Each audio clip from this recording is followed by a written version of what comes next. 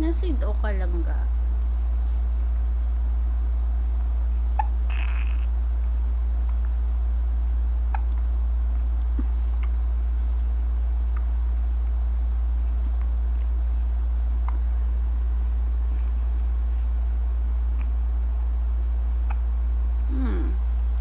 Why nasidok man ang langga namin man?